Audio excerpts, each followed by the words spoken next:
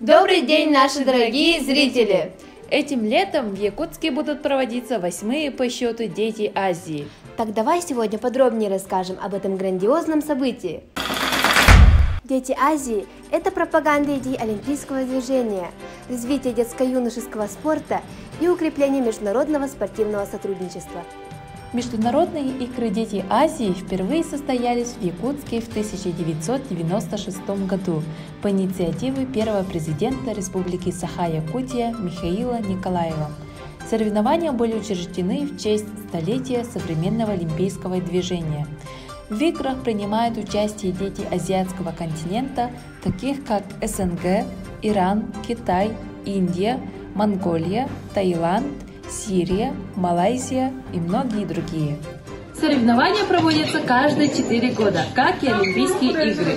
А в 2016 году было принято решение разграничить игры на зимние и летние.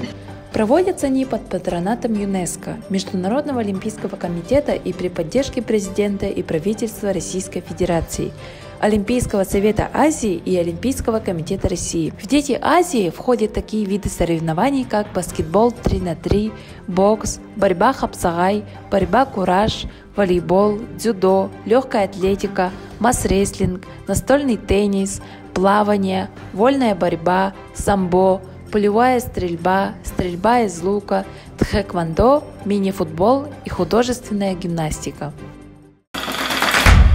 На этом наш выпуск подходит к концу. Спасибо за внимание. До скорых встреч!